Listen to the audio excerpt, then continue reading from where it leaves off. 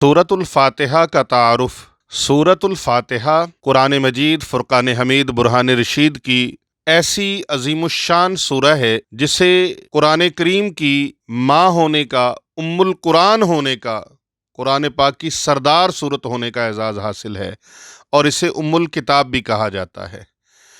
اس سورہ مبارکہ کے اندر قرآن مجید فرقان حمید برہان رشید کے تمام علوم کو رب کائنات نے جمع فرما دیا ہے، اور چند فضائل میں احادیث مبارکہ کی روشنی میں آپ کی سماعتوں کی نظر کرتا ہوں۔ حضرت سیدنا ابو ہریرہ رضی اللہ تعالی عنہ سے مروی ہے کہ رسول اللہ صلی اللہ علیہ وآلہ وسلم نے حضرت ابی بن کعب رضی اللہ تعالی عنہ کو آواز دی، او ابی۔ تو حضرت ابی جو تھے وہ نماز پڑھا رہے تھے یا پڑھ رہے تھے، تو انہوں نے جواب نہیں دیا اور نماز مختصر کر دی۔ اگرچہ جواب نہیں دیا لیکن نماز جلدی جلدی پڑھی، نماز کو اختصار کے ساتھ ادا کیا، اور نماز مختصر کر کے جلدی فارغ ہو کر آقا کریم صلی اللہ علیہ وآلہ وسلم کی خدمت اقدس میں حاضر ہو گئے۔ عرض کیا، السلام علیکہ یا رسول اللہ صلی اللہ علیہ وآلہ وسلم۔ رسول کریم صلی اللہ علیہ وآلہ وسلم نے فرمایا، جب میں نے تمہیں بلایا تو تم نے جواب کیوں نہیں دیا؟ عرض کیا، یا رسول اللہ صلی اللہ علیہ وآلہ وسلم، میں نماز ادا کر رہا تھا۔ تو آپ صلی اللہ علیہ وآلہ وسلم نے فرمایا، ابی بن کعب، غور سے سنو، کیا تم نے قرآن کریم میں یہ حکم مبارک نہیں پڑھا؟ عرض کیا، حضور کون سا؟ فرمایا، استجیبوا للہ وللرسول اذا دعاکم، اللہ اور اس کے رسول کی بات مانو جب بھی رسول تمہیں اس کام کو بلائیں جو تمہیں زندگی بخشتا ہے۔ یہ سورہ انفال کی آیت نمبر 24 ہے۔ عرض کیا، ہاں یا رسول اللہ، میں نے اس کلام مبارک کو اور اس حکم مبارک کو پڑھا ہے۔ آقا کریم صلی اللہ علیہ وآلہ وسلم نے فرمایا، تو پھر؟ عرض کیا، یا رسول اللہ، آئندہ ایسا نہیں ہوگا، دوبارہ کبھی ایسا نہیں ہوگا۔ آپ صلی اللہ علیہ وآلہ وسلم نے فرمایا، کیا تم پسند کرتے ہو کہ میں تمہیں وہ صورت بتاؤں جس جیسی صورت نہ قرآن مجید میں ہے، نہ تورات میں ہے، نہ زبور میں ہے، نہ انجیل میں ہے، اور نہ ہی خود پورے قرآن میں اس کی مثل اور مثال کوئی صورت ہے؟ ایسی صورت آج تو میں بتاتا ہوں جس صورت جیسی پورے قرآن مجید فرقان حمید میں کوئی اور صورت نہیں ہے، جس صورت کی مثل و مثال تورات، زبور اور انجیل میں بھی نہیں ہے۔ اللہ اکبر۔ عرض کیے، یا رسول اللہ صلی اللہ علیہ وآلہ وسلم، ارشاد فرمائیے۔ تو آقا کریم صلی اللہ علیہ وآلہ وسلم نے فرمایا، وہ مبارک صورت جس کی مثل اور مثال، جس جیسی صورت نہ قرآن مجید فرقان حمید کے اندر ہے، نہ تورات، زبور اور انجیل کے اندر ہے، وہ سورہ مبارکہ وہ ہے جسے تم نماز میں قرات کرتے ہو۔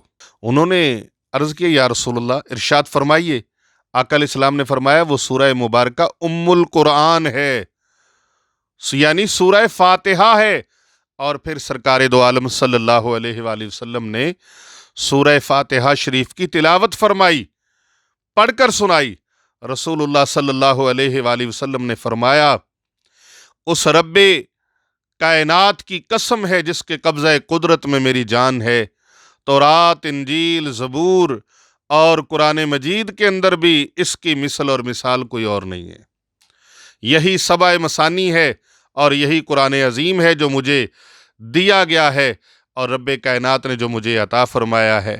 اس سورہ مبارکہ کی فضیلت اور اس کا مقام اور اس کا مرتبہ اس سے بڑھ کر اور کیا ہو سکتا ہے، جسے محبوب دو جہاں صلی اللہ علیہ وآلہ وسلم جس کے متعلق ارشاد فرما دیں کہ اس کی مثل اور مثال نہ تو قرآن مجید کے اندر ہے، نہ تورات، زبور اور انجیل کے اندر ہے۔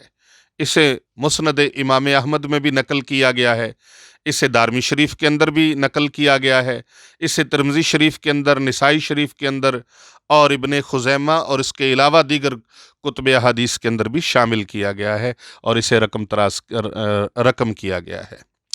اللہ رب العزت کے دربار عالی شان میں دعا ہے کہ اللہ تعالی ہمیں سورہ فاتحہ شریف کی مقام و مرتبے کو سمجھنا اور اس کی تلاوت کرنا نصیب فرمائے۔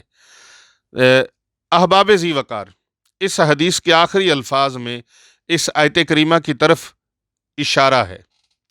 وَلَقَدْ آتَيْنَكَ سَبْعًا مِّنَ الْمَثَانِي وَالْقُرْآنِ الْعَظِيمِ، اور بے تحقیق ہم نے آپ کو 7 آیتیں بار بار دہرائی جانے والی اور قرآن عظیم عطا فرمایا۔